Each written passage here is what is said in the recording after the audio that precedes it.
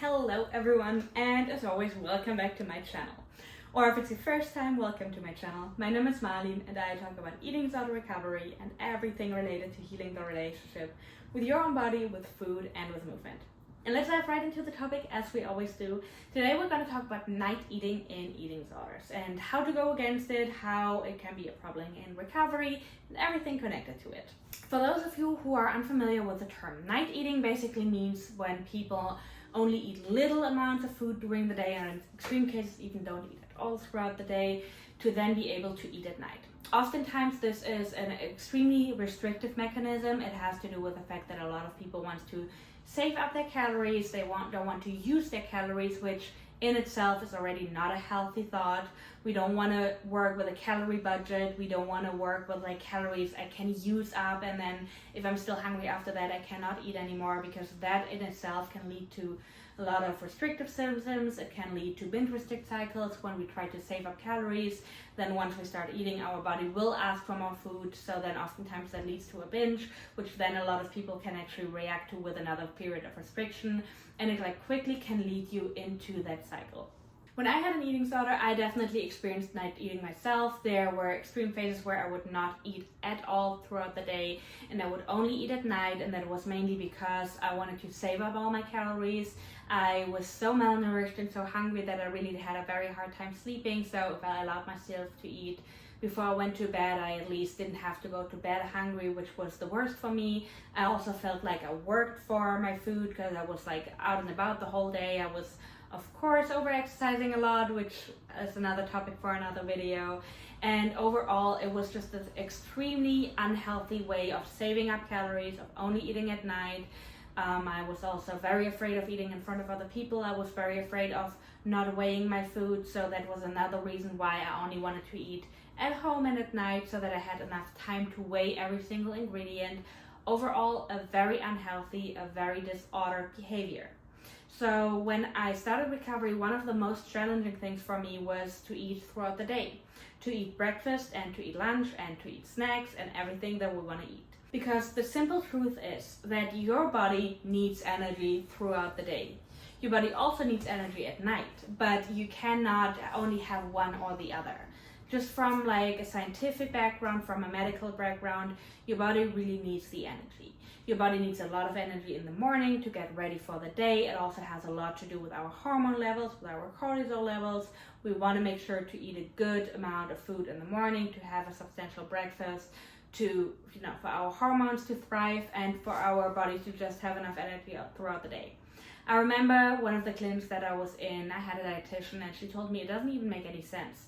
All the things you're doing, if you're going to work or to school or whatever you're doing, you need energy for throughout the day. You don't really need as much energy for the night, which again doesn't mean that you should not eat at night, but she basically tried to tell me, well, it doesn't even make sense.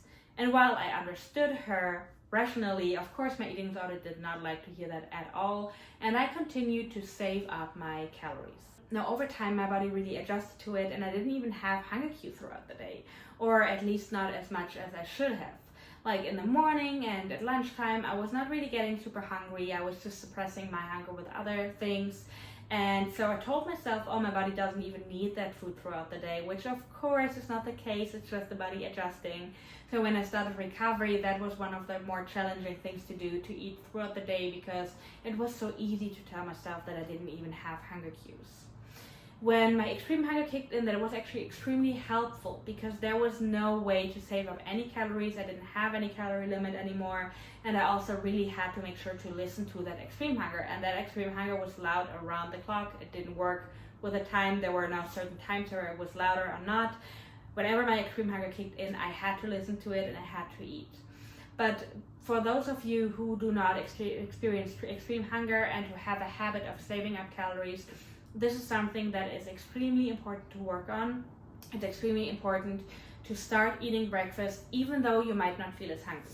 Over time, your body will start to feel safe again, and over time your body will adjust and you will feel hungry in the morning again. It might just take a little while.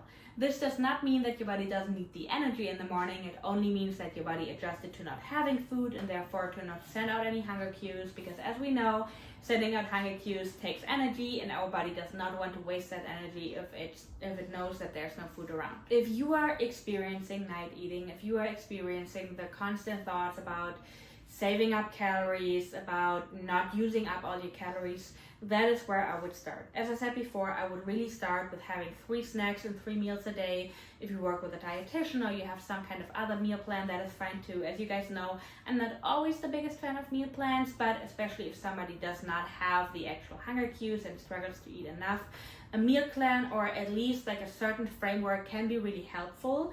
Just a reminder, a meal plan is never a maximum in recovery. It should always be a minimum. Oftentimes the eating disorder really likes to turn that around, but we want to work with a meal plan as a minimum and not as a maximum.